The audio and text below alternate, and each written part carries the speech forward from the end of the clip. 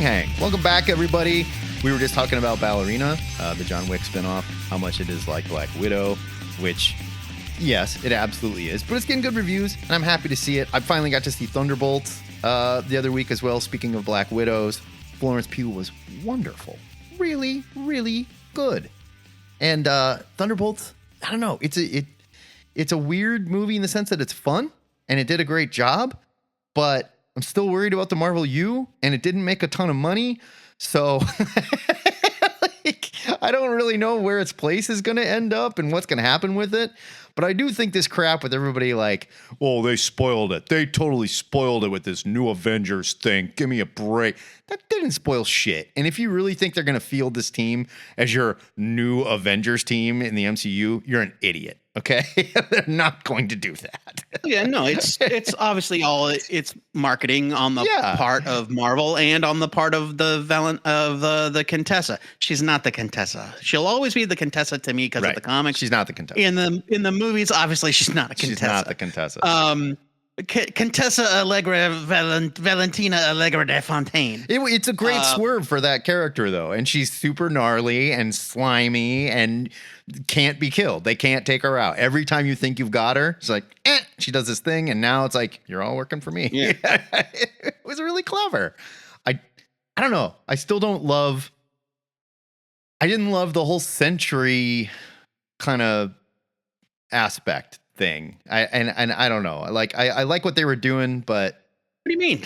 I just didn't love it. I don't know. I thought that, honestly, the Sentry from the comics was a clever idea. They did once and can go away. We didn't need to see it again. I like the idea of like hero has the other side that's like also the villain, and you're not supposed to remember me. You guys screwed up when you remembered me, and when he came back, he's like, oh, remember why I was gone, like, and all that. And the Void, really cool.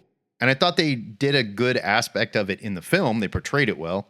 And Bill Paxton's kid is great. I love it, although I can't. Bill Pullman's kid. Pullman. I look at him and I'm just like, it feels like an AI version of the young, like put a young Bill Pullman in the movie. But he was good and all. The whole Bob thing by the end, I don't know. I don't want the Sentry.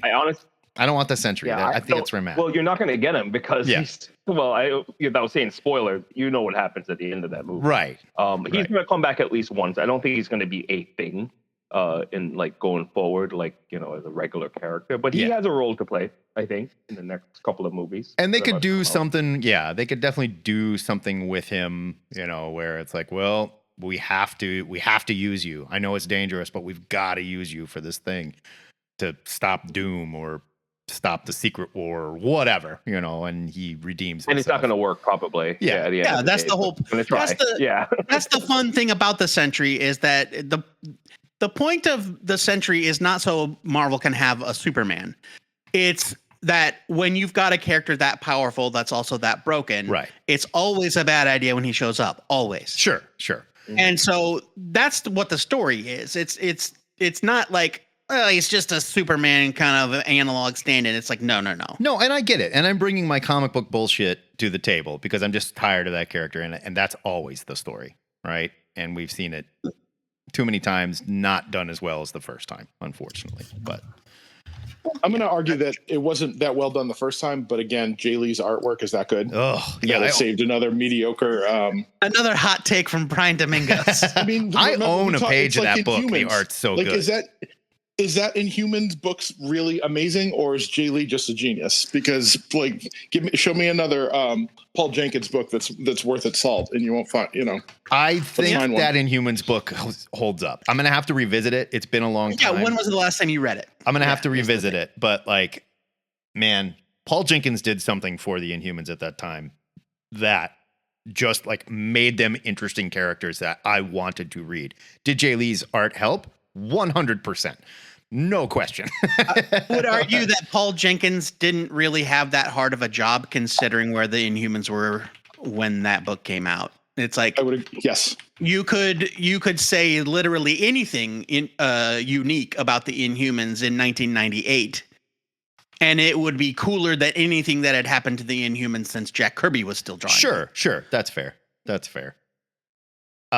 the thing I wanted which was 30 years. That was a 30-year gap between the 60s when they appeared and the 90s, and then he kind of shook the rust off a little bit with Jay Lee, and then I mean, in a lot of cases they're almost in exactly the same place. Like they're just those characters that don't really evolve. Sure. Right. Because there's not they are supporting characters to the Fantastic Four. Yes. Rather than, which is tough because there's so many that are just in that realm, like Cyborg and like a little bit of like, hopefully, I mean, this new Mr. Terrific book is off to a good start, I think, but it's great. It's always the same kind of stuff over and over again. And we need to like move forward on all this stuff. I think Cyborg is a great example because I love Cyborg as a character, and I would be thrilled if he could hold his own as a solo character. But every single Cyborg series is essentially the same. Yeah. We rip him back to they're not interesting at all. I'm a freak and I'm upset about it, and this wasn't my choice. And like, okay. Well, but even the ones where he's like, I've accepted my lot in life. It's who I am. I'm Cyborg. They don't do anything interesting with the character that makes him stand apart. Other than it's just like, hey, you guys want more books starring black characters, right? Well, here you go. Yeah. And then they don't really give us a story that anyone can remember. I'm hoping Mr. Terrific, that first issue was great. And the story that they're telling, I'm not going to go back into my whole review, but I just love how human this character is because he's never really been that. He's always just been super smart, Mr. Terrific, dude with the T on his face and fair play jacket, whatever. And now we get to see like how he got there. And his story is coming out of depression. That's how he got there.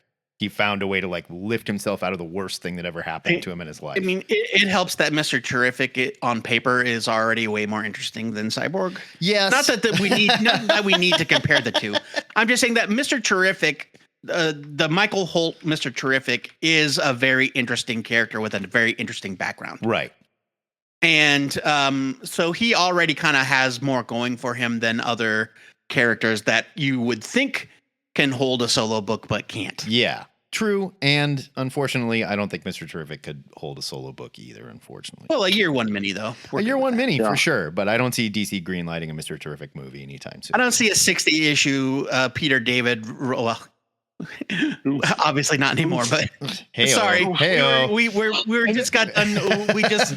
we're in the middle of recording the... R.I.P. the extra for this week, which is all about Peter David's career. And one of the things we keep coming back to is like he did 150 issues on these characters. He did 60 issues on these characters. Right. And I don't see a run like that by anybody regarding Mr. Terrific anytime soon. Or Cyborg. No, another guy you'd think is like a John Ostrander, and then it's another that's not going to work either. So yeah. that generation is kind of gone, I think. You know? Unfortunately. Yeah. Yep. It's sad. Yep. Sad but true. Back to my Thunderbolts thought, though. The final credit cookie not the final one, I guess, the first credit cookie we got where we see the Fantastic Four ship. I did not see that coming this early. I legit thought they were going to keep Fantastic Four.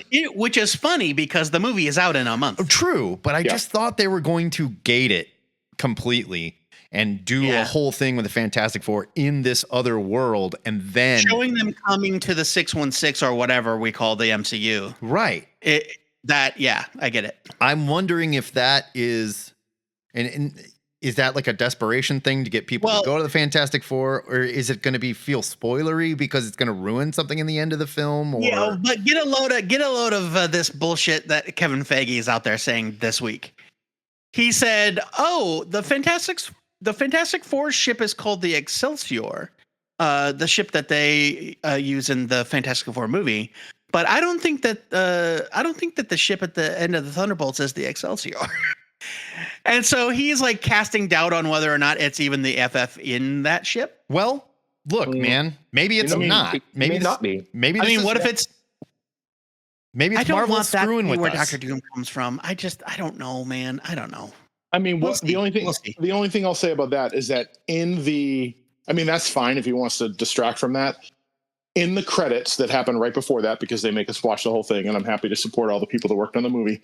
They name all the songs in it, and it lists the Fantastic Four theme from the Fantastic Four. Yeah. So before you get to the credit cookie. Yeah, and I was like, was that in the movie? I don't know. I mean, I don't need to know it. And then you see it, and it's like, oh, okay.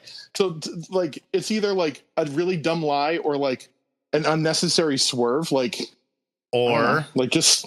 This is RDJ getting out of the rocket as Dr. Doom. That's the other thing it is. I mean, I would be I wouldn't be surprised if it's something like the survivors of the Galactus incident. Maybe the FF lose. I kind of find that hard to believe. I think it's slaughtered.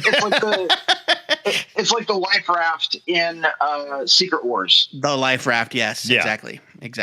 Maybe, I don't know. We got a Secret Wars coming. What if it's Tony Stark, or everyone thinks it's Tony Stark, but it's Doom. It's just still his face. Yeah, but he's not in armor yet. They're like, cool, Tony's back. He's like, oh, hold on. I think that's okay. Look, I think your money is well spent on that bet that he gets out and everybody goes, oh shit, it's Iron Man. And no, it's not. It's Doom. I can't abide it. I agree. If they do not explain why he looks like Tony, if we see his face and they do not explain why he looks like Tony Stark, I think it will be a complete failure. There'll still be an explanation of storytelling. There'll still be an explanation, but that pop, right? That's your pop. That's your wrestling pop. And then you go back. Oh, as a cliffhanger, fine. Yeah. But I don't want to get into that whole. I just saw Brave New World for the first time this last week. I'm sorry. And you know what? It's hard on Disney Plus because they didn't pay for it. It's fine. It's not a good movie. No, it's fine. I was like, tried to explain to my wife, it's like, it's not a good movie. It's a really good 90s comic, though. Yes. Like, the movie feels like it was written by Rob Liefeld. Mm-hmm. No, I'll say this. That's a good way to put it. Brave New World is so much worse than just a bad movie. It is indicative of what Marvel is doing, which is just repackaging old items that are bruised and damaged. Agreed. It is it is the TV movie comparison to the Winter Soldier. Yes. I want everyone to close their eyes.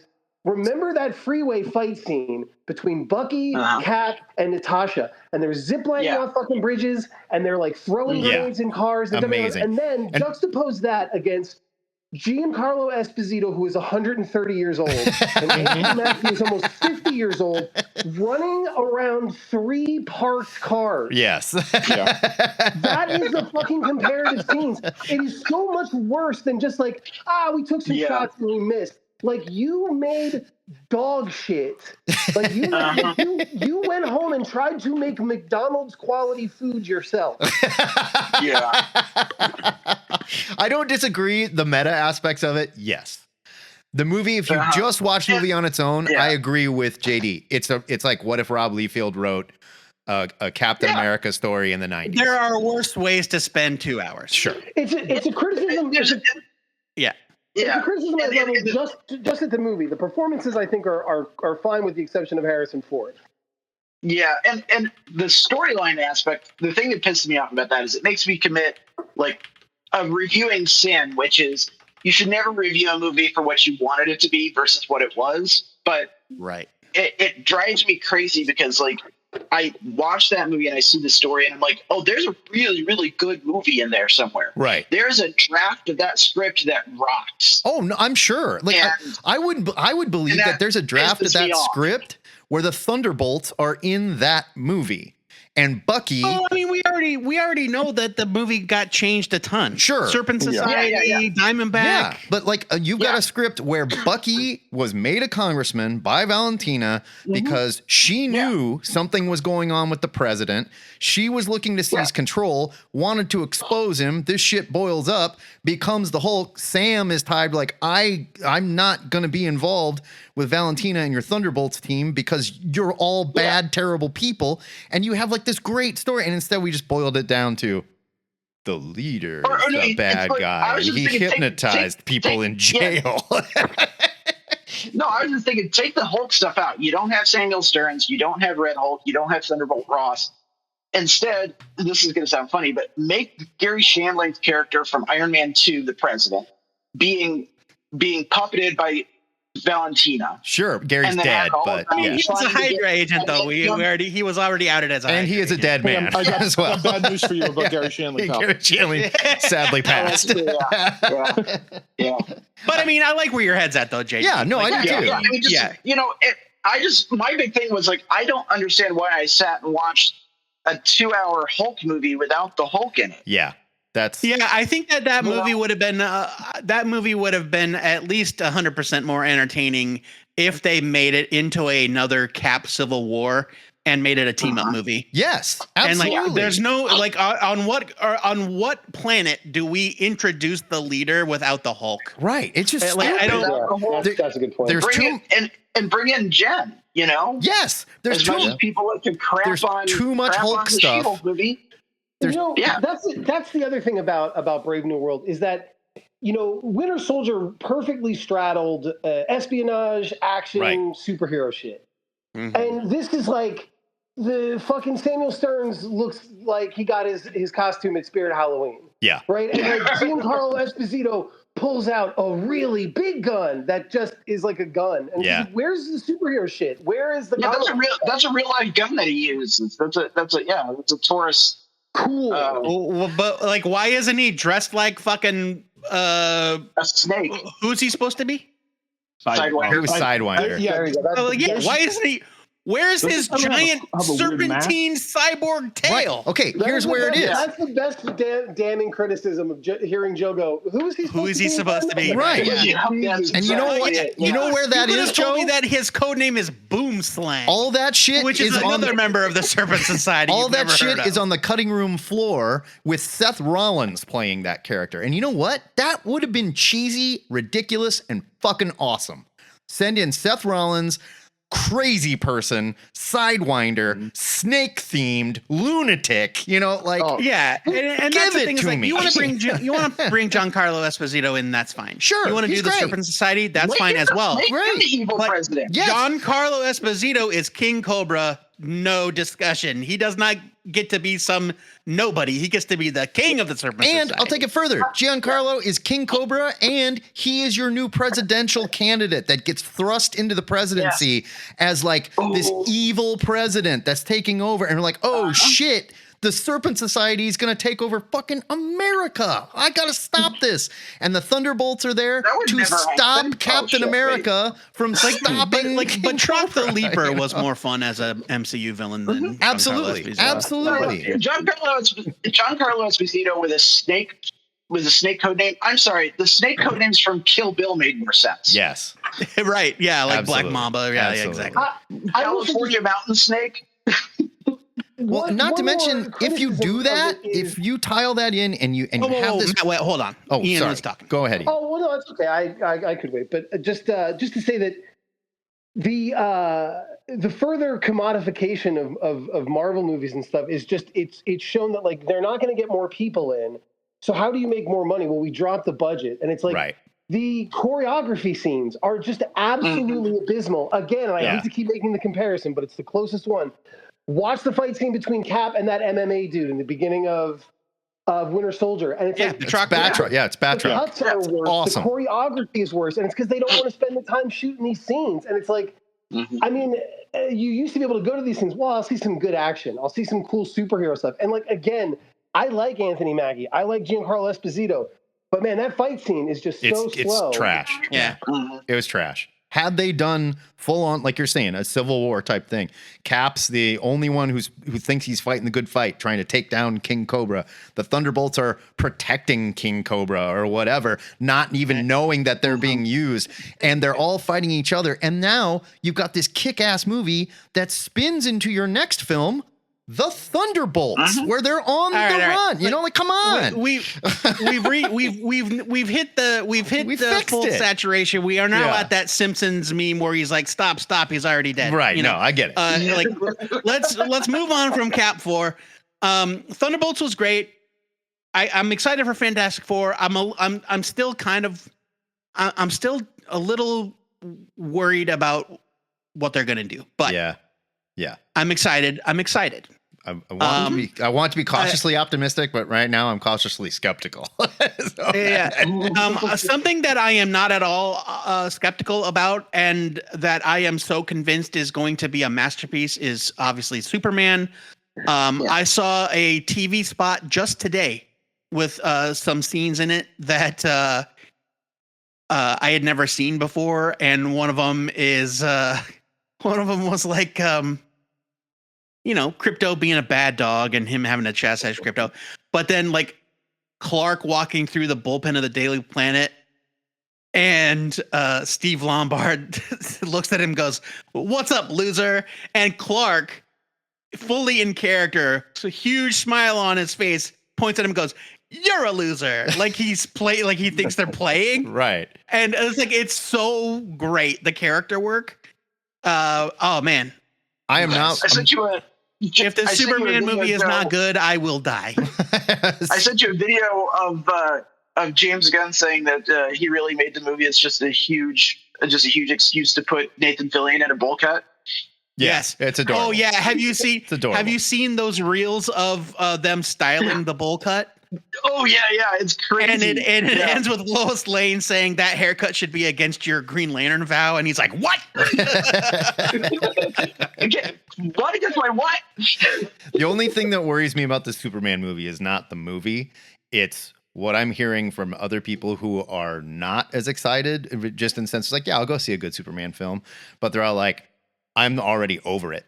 I'm already over it. There's too much marketing. We've got Flo from fucking Progressive talking about the Superman movie and shit." It's like that's every big superhero movie, though. So I don't know. Now, here's the thing, and this is conspiracy time, but every time a superhero movie, my favorite time. Every time a nerd or superhero movie sponsors the NBA playoffs, that movie is trash. That has been a rule. Whether it was the Chris Pratt Jurassic Park, 2 different Transformers movies. I'm trying to think. Fantastic Four, actually, the old school Rise of the Silver Surfer, the Jessica Alba one. Yes, these were all movies that sponsored the NBA playoffs, and they were all terrible. The new Fantastic Four sponsored the NBA playoffs, so that worries me a little bit. I mean, I don't really think that's a hereditary condition. No, it's not. It's just, I'm just saying.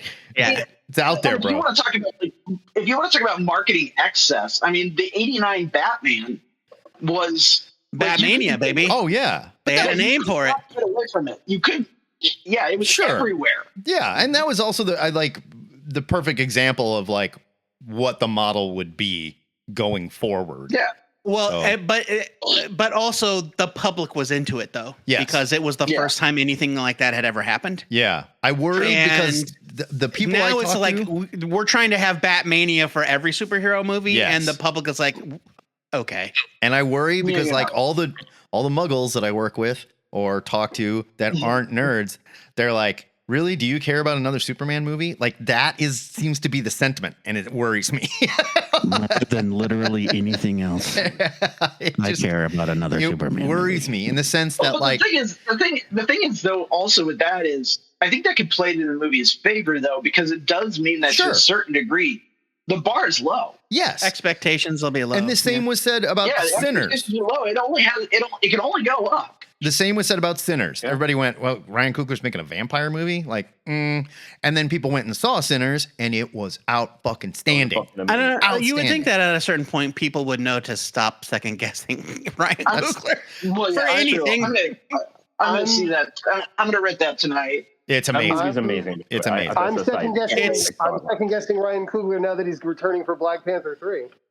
Oh, is that a thing? That's he doing it? That's what I've heard. Yeah, that's the rumor.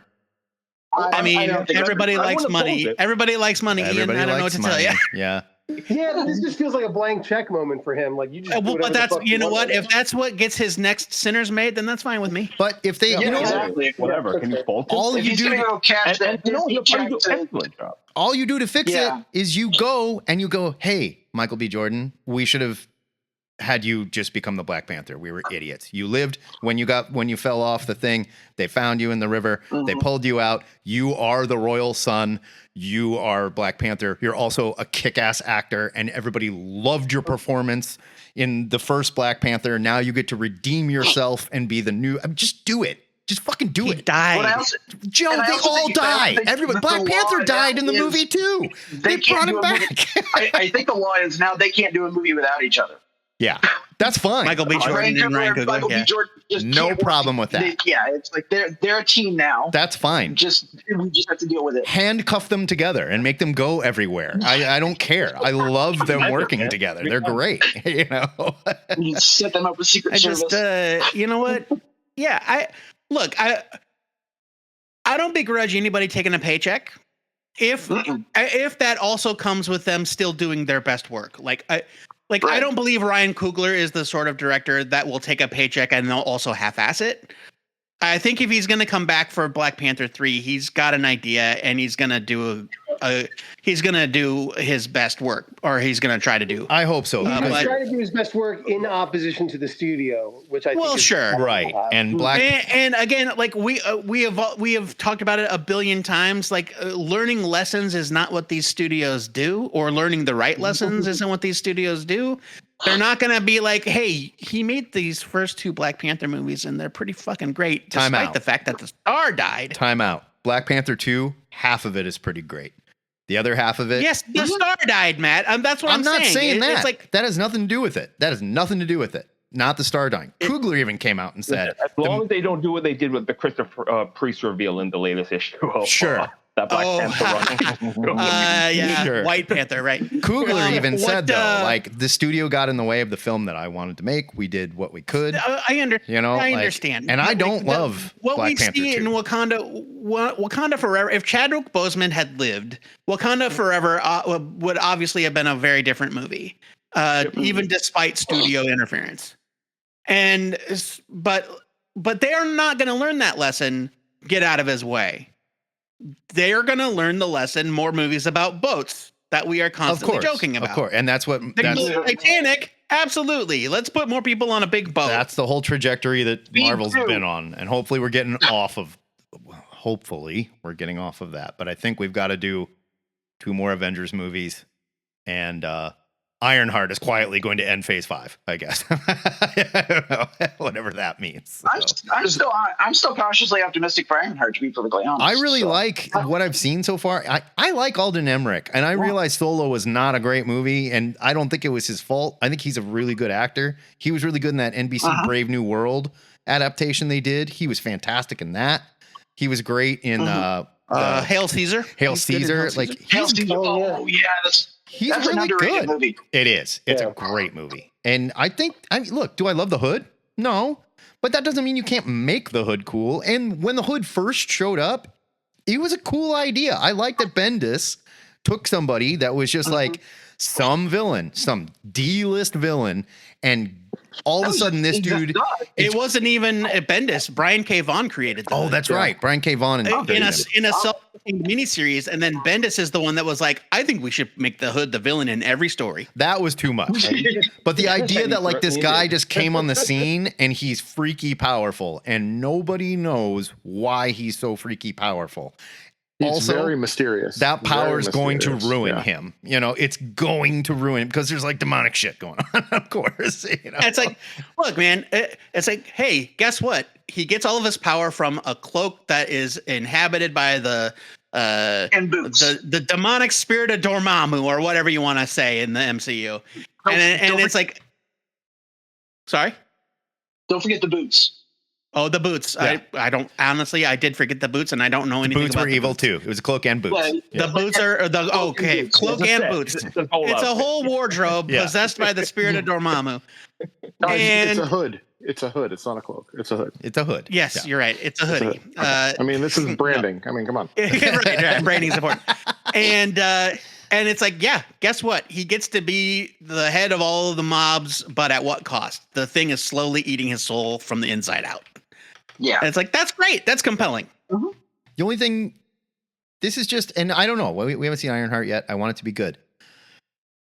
years ago we had that promise of like an Armor Wars thing, and I got so excited to see all the dumb Marvel armored characters punching each other. And if we're not going to do that with Iron Man, Ironheart doesn't seem like a bad place to do that.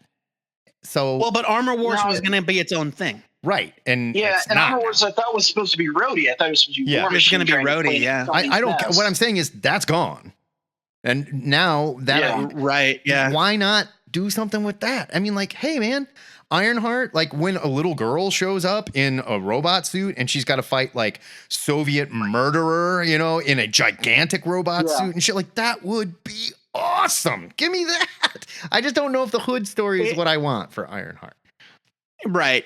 And you know what? I know that they were products of their time and they don't exactly have a modern day way to make it work, though I guess Red Guardian works, but like the fact that there isn't a Crimson Dynamo in the MCU, you could still do a Crimson at the very Dynamo. least a Titanium Man. You could even say like, oh, you know what? I took this old Soviet era thing that this genius built and got shut down. Like, he was gonna win. Like the Soviets were gonna win if this thing happened. But like, Captain America. I tell you what, Iron Man 2 would have been a way better movie if Mickey Rourke was the Crimson Dynamo and not Whiplash. Yes. Isn't that basically who he played? I mean, he had the. I haven't seen that movie in what, he was. Yeah, except he did the whips instead of the. Yeah. But it was the arc reactor. Yeah, he's like, I want my board. He wanted his board. But I want my board. I love the idea of Iron Man 2. It's kick ass, like Soviet, like lunatic dude that should have been the Crimson Dynamo, just as smart as Tony, but he was in the Soviet Union. Screwed over by Howard. In prison. Yeah. It's a great idea. I don't like that movie that much either, but I'm just thinking about how good we were eating with the briefcase armor. Like that scene. Oh man, fuck yeah, dude! You know what? Justin Hammer was a complete asshole, which I love too. And I like Sam Rockwell as Justin Hammer. He was perfect in the role. I can't believe they haven't brought him back. That's what I was just gonna say. Same. Yeah. You could definitely do something. JD, he could have been president. Let's make him president. It's prime time. I like it's prime time for Sam Rockwell. Right. Or you do the Elon Trump thing where Sam is the guy that puts this guy in power. We already got Elon in an Iron Man movie, and now we are where we are. So no, that's true. That's true. Let me just say this: that Jon Favreau doesn't get enough garbage for introducing him to the world as a quote unquote genius. So the real Tony Stark, and here we are. So nobody knew back then, Brian. Nobody knew. I don't know, man. Lots of people knew, just most people didn't know. Yeah. You know. I don't think this is like, oh, he's actually like this. Like, no, he's always been a fucking weirdo. Now he's just on more ketamine than usual. He's just amped up the ketamine. That's all. So. All right, let's talk comics for a little bit, shall we? We've been talking movies and screaming about them. You know what? Before we do that, did anybody watch Predator yet? The Predator Killer of Killers. Tonight. That is on my list. Is it a movie or a show? It's an animated movie. It's an animated movie that was supposed to be several episodic show. Movie. Oh, fair enough. So it's an anthology. Yeah, it was going to be a show. They just put it out as one big movie. I watched the first story last night, which is like a Viking story. Oh my God, it's so good. It is so exactly what the Predator should be. Like, no fucking around. The story is not even about the Predator. It's a human story. There's all this stuff going on, and there's a Predator. You know? I don't want to learn about where they come from, the pyramids where they were growing baby predators or fighting aliens and shit. I don't care. Don't tell me that shit. You know, I will say, though, that the new Predator movie does look good. The one with, I forgot the name. Is it Elle Fanning? I think it's going to star in it. I hope so. I hope so. I hope so. And I think they've learned. Prey showed, like, hey, we can go back and we can just run the Predator again in a different time. And this movie, this thing is made by the guy that made Prey, right? Yes. Or at least in part. He's producer of this. Yeah, I believe. And it's great. It is outstanding. It's exactly what they should be doing. At the same time, we've got Aliens, a TV show coming. I love the showrunner. Oh, Aliens, Earth. Yeah, Alien Earthbound. By Noah Hawley. I love the showrunner. Fargo. Yeah, and he's fantastic. And I'm hoping for the best here, but I'm so over the Aliens franchise. I'm just, after that last one, they're like, no, this one's actually pretty good. No, it wasn't. It was trash. And I'm just, Is that Romulus? Yes, Romulus. It was garbage. It was just alien porn. Like, the best thing about Alien was there was, this time where like something weird happened, something attached to someone's face, and we didn't really know what was going to happen. And then the thing comes out, and it took some time, and it was horrifying. And this was just like, oh, the alien center's now, oh, now it's coming out of it like instantly. Now they're everywhere. There's billions of them. Like, run! And it was just so lost. I love the idea that Weyland Yutani or whomever this is clearly set after the events of the last time we checked in on Earth, right? In the Aliens movies, and so whomever is out there like scoured the universe to find all these rare creatures and then brought them home, and so the xenomorphs aren't the only thing on the ship. There are other creatures from space that they found. You're talking about the new one. Alien Earth. Yeah, okay, Alien Earth, the new show. I'm just like, that is a fun idea. It's not bad, but it's also, we just like, hey, we're Jurassic Parking it. That's what we're doing. We keep just going, well, maybe this time the dinosaurs on the island won't be a bad idea. Well, sure, but that's, corporations are evil, and that's what they do in real life, too. I guess. I want it to be good. That in real time. But. I really want it to be good. Yeah. Matt, I think it's a little bit like the Armor War thing you just mentioned, where Armor War would be a lot of fun. I think that movie would be a fucking drag, because I think it's going to be the cool stuff in between, and then exposition, plot, blah blah blah blah blah. Oh, sure. And don't make it a movie. Make it a TV show. Make it a TV show. But I think it's an anthology story. Like, like the Predator. Like, there's how many great Predator or Alien stories are there that are like 8 to 20 pages long? Right. The like best these ones. Really cool. The best ones. What if there were Vikings, and then you do it, and it's like, that was awesome. Yeah. And it was 12 pages long. Dark Horse presents. Media and business is different, but like the idea of doing, it's like the Animatrix was more fun than the fourth Matrix movie. Definitely. Because you get to see they're just short stories set in the world of the Matrix. Yeah, and the best you get in and out, and I love the idea of like a Predator story like that, where you've got little, and that's I think why Prey was such a surprise, because like it really worked.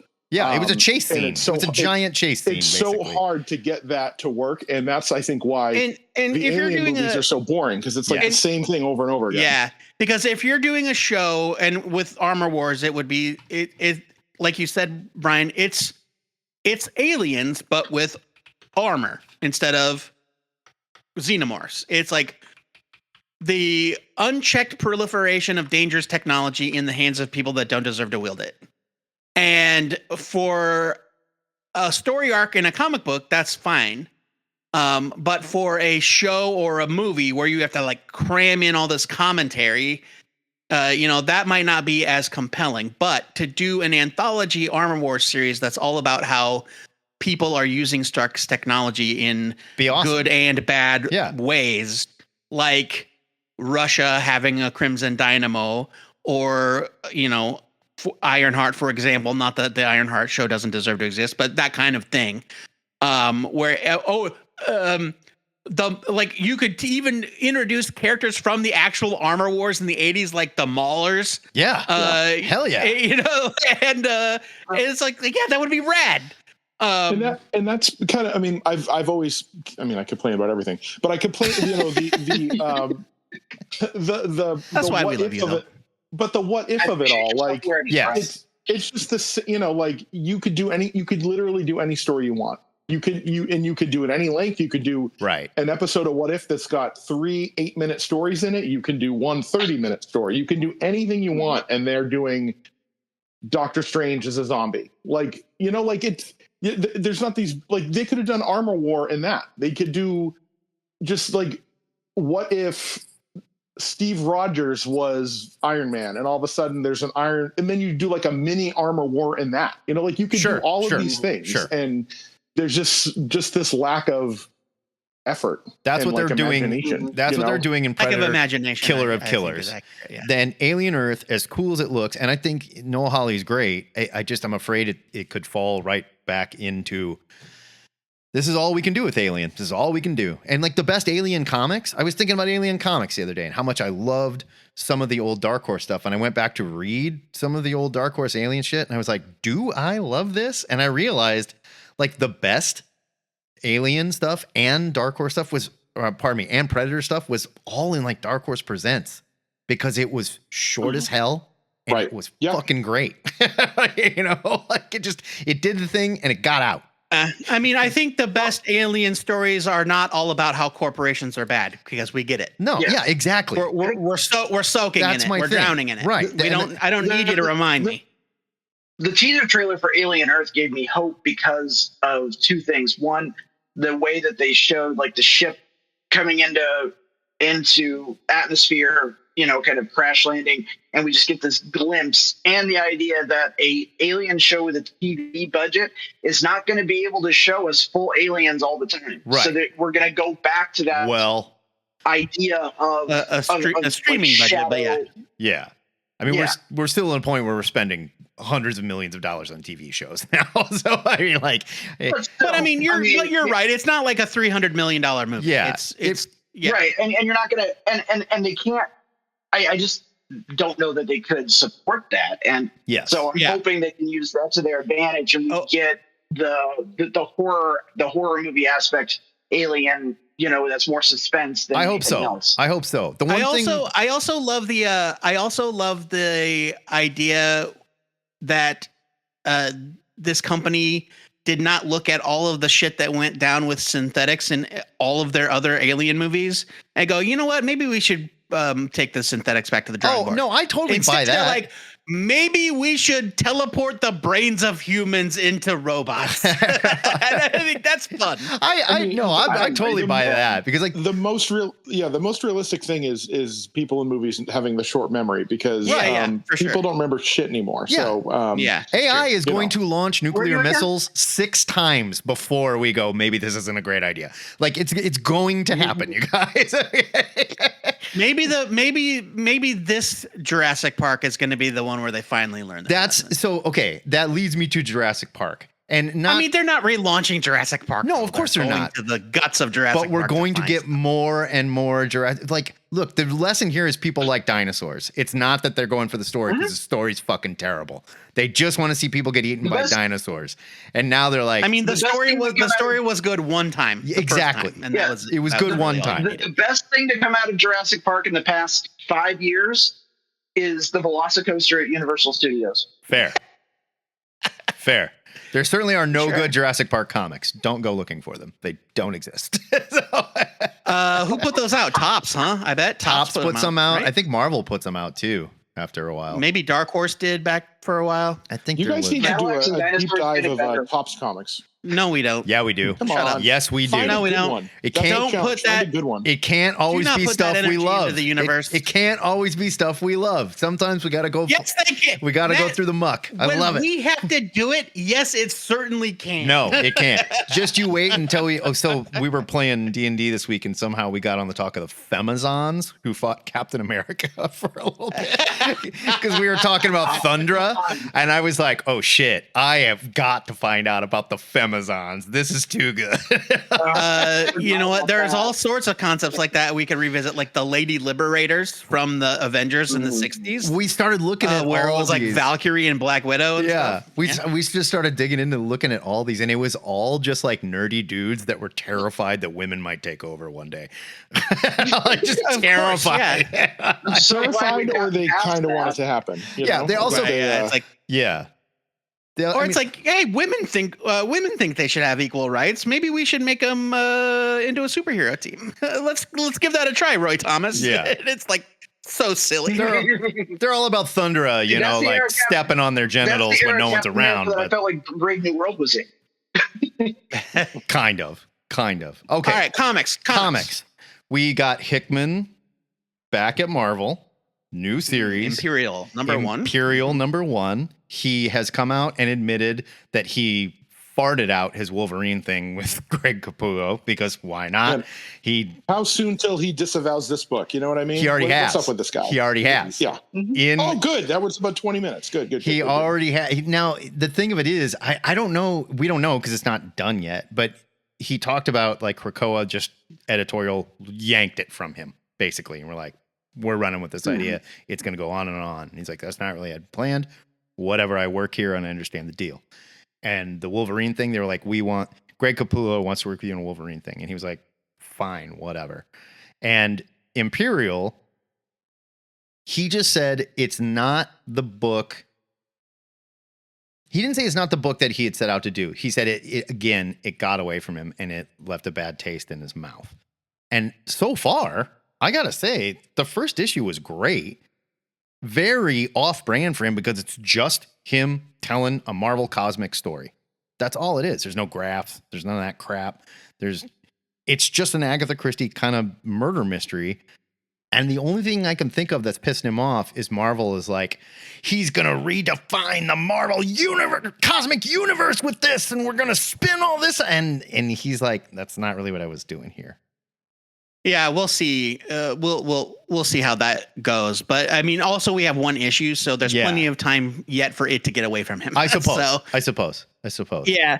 But I mean, after one issue, like Imperial #1 is really good. It was great. Like it's a compelling mystery. All the stuff that I was wondering about, like, do I care about Planet Hulk in the scope of cosmic Marvel? Do I like it makes sense why it's there? They kill off Hulk's second kid that nobody remembered he had anyway. True. Which is fine. Yeah, like the first page is like the funeral pyres of Hiro Kala. It's like the big title thing. And I was like, oh, I wonder what that means. I'm like, oh, yeah, that was his kid. That's his name. Yeah, Hiro Kala is like, the kid. Oh, name. Shit. I totally forgot about the skinny one. Yeah, it's like I think you can all be forgiven for forgetting that Scar had a twin brother that nobody heard about until about 5 years after the fact when they decided it was cool to go back to that well. And he ended up being a supervillain, and he's terrible, and nobody remembers him. Well, he's dead now, so don't worry about it. Well, he redeemed himself, though. He did kind of. It was a whole thing. Does he? Does Hiro Kala redeem himself? I don't know anything else about him. I didn't read it. I just kind of went down the rabbit hole because I was like, oh, this is wild. I don't remember this character at all. Did anyone else read Imperial though? If not, we can just move on. No. It hasn't hit the lake house. Oh, yet, yeah. I figured that. All right. Well, hey, for what it's worth, we recommend issue 1. It's good. I don't know. Okay. I feel bad for Hickman. At the same time, he understands the job, and I think he's probably the only person with enough power where he can come out and talk a little shit, and Marvel will still be like, "Hey, man, we'll still hire you." I think if it was anybody else, can we not feel bad for Jonathan Hickman, please? Like the guy, he gets. Oh, I don't feel bad for him at all. I mean, he gets paid. He signs up for these things. I bet all the money. Oh, he's shoving money in his pockets, being like, this Wolverine book is just not what I planned on. He's the first to say give the money back, man. No, the Wolverine book was exactly what it was. He was like, here is superhero schlock, and it's got Deadpool in it, and it's got like, there you go. He knows what he's doing, and he comes right out and he says, I'm doing this to fund my other projects because you're not going to own anything at the big two. And he didn't say like he also Ryan Coogler directing a franchise movie so that he can do his own shit. And I understand that, but like, be a professional. Like how many worthless work for hire books has Ron Mars written? That he does for the money. Sure. And he doesn't go online 2 months later and say, he doesn't badmouth them. He doesn't badmouth it. Peter David did it too. He doesn't. This has been Hickman's like, he's all sore. Okay, hold on, Brian. Hold on. I'm going to challenge you on this because we're talking about one interview that Hickman never does interviews. That's true. The whole point of this interview was the fact that it was unique and it was important because he never does interviews. He has this one person that he trusts to do interviews with, so he opened up a little bit more than normal. I agree with that. I don't think he's I don't think this is a matter of unprofessionalism. I think this is just one. But I still don't feel bad for him though, because that's what you do when you play the corporate comics game. That's what you do, right? And to be fair, in the interview, it doesn't come off as whining. He's not whining about it. He's just saying it got away from me, and I didn't like where it went. It doesn't seem like. And I understand what you're saying. I don't think it's whining. I think it's he's explaining things away, and I think. Like the reason why you didn't like the last half of Krakoa is because it wasn't my story anymore. It's like, no, don't Yeah, it's like don't do that. Like, oh, my story was so much better. You guys will never. Right? Yeah. Okay, don't do that. But he didn't say that. He didn't say that. Editors that work there. No, but I mean, when they looked, they could have looked at his outline and said, "What the fuck, man? Like, that's you need true. to tie this back in. Sure, like, what are you doing?" Right. That's and true. Also, too. we now have like 200 issues that are that we can never resell. No one's going to want these comics again. Yeah. All those trade paperbacks are, you know what? Like, you go so far, and they hired him to do a thing, but they want marketability and they want perennial books. They want books that are going to sell forever. And there are, go to a comic shop across America, and there are Krakoa trade paperbacks in the dollar bins because they're worthless. Like, he went in this direction and did this whole giant thing that doesn't mean anything anymore. And I just think, assuming that his idea was so genius that everyone would have been so blown out. It's just I think it's dubious. I don't buy it. I don't disagree. But also Marvel is also to blame. Marvel is to blame for why it's that way. Yes. They instead of letting him tell the story that he wanted to tell, not that his thing necessarily would have been the greatest thing ever, but we all know that what we got from Krakoa was not what was planned. And they dragged it out for probably too long. Yeah. It went in a lot of weird directions that a lot of people didn't care for. And now we are left with stuff that let JD people don't want to revisit. I think y'all have a really skewed view of the Krakoa era of comics. And I think outside of this echo chamber and the bubble, I think it's a lot more popular than y'all think. And there are people that stand 10 toes down on the Krakoa era. But they're mostly younger readers. They're younger readers. They're digital readers. I will admit they're probably pirate readers. Sure. And that's probably why you're seeing those trades out there. They vote without their dollars. Everybody loves it. That's already have the books. They vote without their dollars. And have it in different ways. I don't disagree, JD. There are people who are just not going to read anything other than the Krakoan era because it's what they've practically been introduced to for the last couple of years. Yeah, and the Krakoan era comics got a lot of younger Gen Z readers into X-Men comics, but they're just digital readers, and it resonated with them. I've listened to a lot of different X-Men podcasts that a lot of people that I'll admit don't look like people on this podcast really, really love those books. I don't disagree, and I think it did, but it also got shepherded poorly, ended up kind of a mess. And I think when you look at, we keep saying Hickman's Krakoa. It was sort of kind of his. It started his. It got away from him. When you look at Morrison's X-Men. Or it was taken from him. Right. Mm-hmm. I think you can look at Morrison's X-Men, which still completely holds up, which is still start to finish excellent because they let him shepherd it. They let him tell his story, right?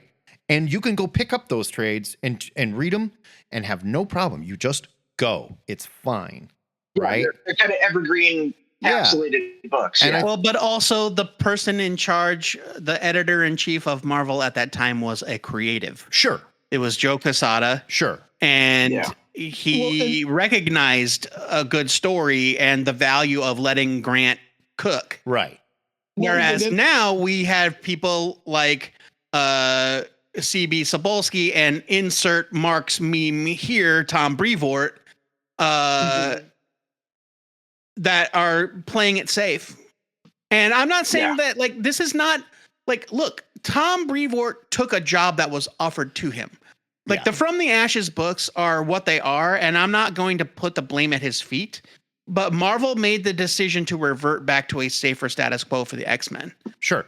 Yeah. But you'll notice that it's still not the school in Westchester. It's still pretty different than what would traditionally be considered the X-Men. It's just more familiar looking. Yeah, this is not Jim Lee. Better or worse. It's definitely not Jim Lee's X-Men. And it's like, with respect to the new readers, like, every comic is somebody's favorite, and I will die on that hill, and I will never badmouth anybody for loving something. But with respect to the people that live and die by the Krakoan era, because that's how they entered the X-Men, there are many, many thousands of readers that don't feel that way. And also, there's an entire generation of people who felt that way about Rob Liefeld. Sure. And still feel that way about Rob Liefeld. And does that mean that I want Rob Liefeld's style on all my comics? Absolutely. Or Todd McFarlane. Yeah. Look at the Spawn universe. It's as baffling as it is to me that people want to read Scorched. You know, like they do. It sells. People are into it. You know, you got to see those books because like the numbers. It's crazy. Like it's got to be subsidized. It's unbelievable. It has to be. Like, but, I wish that creators. I wish that we could see the numbers like Jim gives us the numbers for manga, because that kind of tracking does not exist. Like Gunslinger Spawn. Gunslinger Spawn. I have never met anyone that has read a single issue of Gunslinger Spawn. But it's on like issue 30. It's on issue 30, and it is in like the top 20 sales when they do report something. It outsells certain Batman titles, which I'm not saying every Batman title is great, but Gunslinger fucking Spawn. I will say this. Every mainline Batman title, at least at the moment, is better than Gunslinger Spawn. True. I think it's like a Tales of Gunslinger Spawn. I'm not reading. There's a second book. Yes, there's a second one. Yeah. They're like, so it's like Gunslinger Spawn West Coast. Yeah, remember when McFarlane came out and he said, McFarlane came out and he said, I've got like writers, artists, letters. It's great. He's like, I've got 22 series planned for the Spawn universe. We're like, sure you do, Todd McFarlane. He was not lying. He did. And I do not understand why people want to read it. I don't get it. Rat City? Yeah. Rat City is still in print? What? Rat City. That is a rough read, Rat City. Yeah. So I want to make a hard pivot away from things that we're mad about. Our long national nightmare is over. Marvel and DC have mended fences, and the intercompany crossover is back, baby. I don't care. I care big time. I am so look. Is it a drag? Is it a drag that the first one out of the gate is Deadpool? Yeah. Are you surprised? No. They're all going to be Deadpool. You watch. I mean, come on. But I mean, Grant Morrison is writing one of them. Come on, like that's amazing. Yeah. Look. I didn't know anything about this. I don't feel anything when they do this. It's Batman. It's nothing. It's kind of like the Spawn Batman books in the 90s. There's going to be Batman Spawn. Oh, thank you for whoever did that. That's you doing that with your finger gestures. I didn't touch. I didn't even touch. It recognizes your gestures. Yes. Oh. Stop. When they did Batman Spawn, there was Batman Spawn, which was published by DC, and then Spawn Batman, which was published by Image. So we're getting the same thing with Batman Deadpool and Deadpool Batman. Right. Batman Deadpool, I believe, is the one written by Grant Morrison. Yes. But of the two, I don't know which one he's writing, but is one of them. Who is writing the other one? Is it Scott Snyder? No, it's Morrison and Dan Mora and Zeb Wells and Capullo, right? Cool. Yes, Capullo, right. So that will be the Spawn Batman, the second one. Well, right, yeah, because Spawn Batman is a nonsense story with beautiful McFarlane art. Let us never forget that Spawn was instrumental to Batman's origin, and without Spawn, we don't have Batman. That's what Todd McFarlane taught us in that comic book. Thank you. Yeah, and without Batman, we don't have football face Spawn. It's true. Yeah, that's right. It's true. Laces that's down the canon. Yeah. Now, look, say what you will about that book, but Frank Miller wrote it, so whatever. But and Grant Morrison, I always loved their Batman. I love Grant Morrison's Batman as well. I'm telling you, we're not. Look, I'm going to call it here. The book is going to be what it is. It's going to be fine. Nothing happens in this book. Nothing can happen in these books.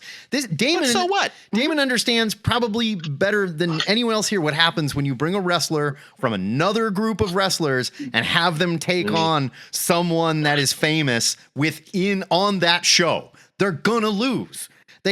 Or nothing can happen because you can't have either champ looking bad, right? They got to walk away. Except for the fact that we're going to have a good time. Right. It's going to be a good time. You still enjoy the exercise. I hope it is. And it's like the point of the Superman Silver Surfer prestige format one shot is not that I hope someday Superman remembers fighting the Silver Surfer. I just don't. What? It's just that it was fun for 64 pages. I had a really fun time. I did not. When this comes back, Amalgam Comics are all insert any example, Matt. You know that you liked some of them. I think Amalgam is clever. I want Amalgam back. Amalgam, you can do something. We're getting new Amalgam. There's no rules. You can do whatever you want, and it's just a what if type thing, right? But when the Wildcats meet the X-Men, which was also written by Grant Morrison. I mean, it was cute. And really good. It was cute. It was well drawn and stuff, but none of it counts. None of it's a thing. He didn't write all of them, though. He didn't write all the issues, though. Yeah. Grant Morrison wrote Wildcats JLA. Pardon me, Wildcats JLA, which was fine. It was fine. Oh, yeah. Wildcats JLA is really good. That was also Grant Morrison. Okay, so I'm just saying he does stuff for paychecks too. Okay, right, but it's okay. It's okay to just have a good time sometimes. I get if it is a good time. And fine. I don't feel much for these crossovers. They never did it for me. And I love intercompany crossovers so. I feel like they are much blown up so big, and then we get JLA Avengers, which is not a good. I'm gonna piss off both. Yeah, Brian but it and looks Matt. great. Just say all mainstream big two comics are fan fiction. Sure, it's true. Sure. And like in every single intercompany crossover since the generation of the idea in the 70s has been a story that means nothing after the fact. Yes. It's just a fun time it's fun to see Superman punch Dr. Doom. I don't disagree. And if we're really lucky, we'll get a super creative way that they put the toys back in the box, and that'll be fun to read too. Could be. I just what I don't do it. What I don't need is so. My favorite thing about intercompany crossovers is that you never knew when they were announced if it was going to be the sort of thing where they pretended that they were the same world all along, like Batman, Captain America set in the 40s. Hate that shit. Oh no, I mean I think it's fine. Where it's like, or Batman, Spider-Man by DeMatteis and Bagley, where it's just like Spider-Man has to go to Gotham. Like that's fine. It's fine. I wonder if the Deadpool one is going to be like super, or if it's like a fourth wall breaking, where like he actually transcends to a different universe. Of course it is. Yeah, of course it is. It's Deadpool. Yes, and then they're going to be Harley Quinn and Storm will be your next one, and Harley Quinn will be doing something similar. And like, okay, fine, whatever. Let's go. I'm glad you guys are excited. Fun. I'm not trying to yuck your yum here. I just don't. I wish that Storm was a big enough seller that would be the case. Yeah, true. Okay, I like the book, which is sad. I don't know who the Marvel equivalent of Harley Quinn would be for something like that. Gwenpool, yeah, probably. I mean, that's where we just don't buy it. Just don't do that one. Yeah, I mean, right, exactly. I like Gwenpool. You can have her. Gwenpool is fine, but it's the way Marvel uses. I think some of her later issues are a lot better than when she first was introduced, but that's a whole other story. Well, no, I think like a lot of characters that we initially disliked, I think her watershed was West Coast Avengers. Yeah, and that's a great run. It's a great run. But I mean, I think a lot of the problems that we have with characters like Gwenpool are not like the character sucks or the character the stories are not good. It's that the way the character is marketed as Deadpool with boobs is just not appealing in any way. And you got plenty of other female characters that languish because they're not Deadpool with boobs, unfortunately. It's like I would love for them to like I would love for the thing is that the market has to support it, so we'll never see it. Mm-hmm. But like that's why we don't have an ongoing Tigra book or an ongoing Clea. Yeah, right, exactly. It's like why they've relaunched Spider-Gwen 18 times. Right. It's because the book doesn't sustain itself. Which is weird because they put Gwen in the name. Maybe it is the Deadpool thing that's hotter. I don't know. Weird. All right, we got to get out of here. I don't know, but I will say that. Just to change the subject real quick, I will say that Stephanie Phillips is an oddly good TikTok follow. Yeah. Stephanie Phillips is fun online. Fair enough. And she's a great writer.